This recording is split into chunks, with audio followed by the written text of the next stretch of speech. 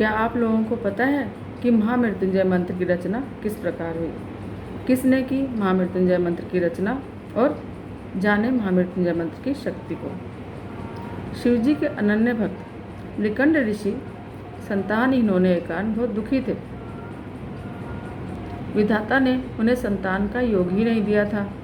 अब मृकंड ने सोचा, अगर महादेव चाहें तो विधि के इस विधान को बदल सकते हैं, इसलिए क्यों न महादेव को प्रसन्न करके विधि के इस विधान को बदला जाए। मृकंड ने बहुत घोर तप किया।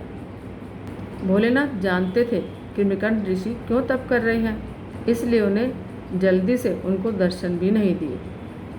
लेकिन कहते हैं ना, भगवान तो अपने भक्तों के आगे झुक ही जाते हैं। महादेव प्रसन्न हुए। उन्होंने विधि का विधान बदलते हुए कहा कि मैं तुम्हें पुत्र दूंगा, लेकिन पुत्र के वरदान के साथ तुम्हें हर्ष और विषाद दोनों ही मिलेंगे। अब भोलेनाथ का वरदान था तो मृकंड के यहाँ पुत्र का जन्म हुआ, जिसका नाम रखा गया मार्कंडेय ऋषि। ज्योतिषियों ने मृकंड को बताया कि आपका बालक विलक्षण है, लेकिन अल्पायु है, यह सिर्फ 12 वर्ष तक ही जी पाएगा। अब ऋषि का सारा हर्ष विषाद में बदल गया। मृकंड ने अपनी पत्नी को आश्वस्त किया, जिस ईश्वर ने संतान दी है वही इसकी रक्षा भी करेंगे। भाग्य को बदल देना महादेव के लिए बहुत ही सरल कार्य है। मार्कंडेय जब बड़े होने लगे तो पिता ने उन्हें शिव मंत्र की शिक्षा दी। मार्कंडेय की माता बालक को बड़ा होता देखकर चिंतित होने लगी थी।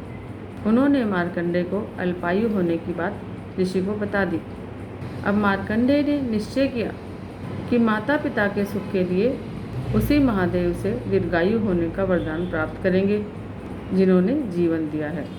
अब 12 वर्ष पूरे होने को आए थे। मार्कंडेय ने शिवजी की आराधना के लिए महामृत्युंजय मंत्र की रचना करी और शिव मंदिर में जाकर उसका अखंड जाप करने लगे।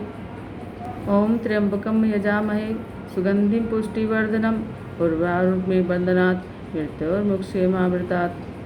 समय पूरा हुआ और यमदूत उन्हें लेने के लिए आए।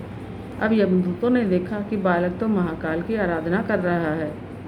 उन्होंने थोड़ी देर प्रतीक्षा भी करी, लेकिन बालक तो अखंड जाप का संकल्प लिए वहाँ पर बैठा था, तो इसलिए वो वहाँ से उठा ही नहीं। तो यमदूतों को वापस जाना पड़ा। यमदूत जो है मार्कंडेय को छूने का साहस तक भी नहीं कर पाए। उन्होंने आकर यमराज को बताया कि वे बालक को छूने का साहस तक नहीं कर पाए। इस पर यमराज बोले कि मैं मृकंड के पुत्र को लेकर जाऊंगा। अब मैं खुद ही जाता हूँ और मैं उसको लेकर ही आऊँगा। अब यमराज जो है मृकंड के पास पहुँच गए। मार्कंडेय ऋषि वहाँ पर शिव मंदिर में बैठकर अखंड जाप कर रहे थे। अब बालक मार्कंडेय ने जब यमराज को देखा तो जोर जोर से शिव मंत्र का जाप करने लगे और शिवलिंग से लिपट गए।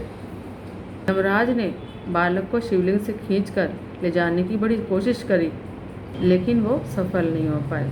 तभी मंदिर में बड़े जोर से आवाज़ हुई और मंदिर कांपने लगा।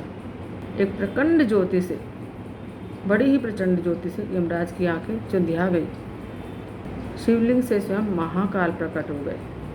उन्होंने हाथों में त्रिशूल लेकर यमराज को सावधान किया और पूछा कि तुमने मेरी सादा मेलिन भक्त को खींचने का साहस कैसे किया। यमराज महाकाल के प्रचंड रूप से कांपने लगे।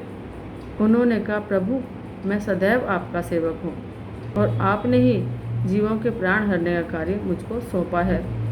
अब महादेव का क्रोध कुछ शांत हुआ और बोले, मैं अपने भक्त की स्तुति से प्रसन्न हूँ और मैंने इसे दीर्घायु होने का वरदान दिया है। तुम इसे छू भी नहीं सकते, तुम इसे नहीं लेकर जाओगे। अब यमराज ने कहा कि आपकी आज्ञा सिरोपरि है। मैं आपके भक्त मार्कंडेय द्वारा रचित महामृत्युंजय मंत्र का जाप करने वालों के प्राण नहीं हरूंगा, उन्हें कभी त्रास नहीं दूंगा।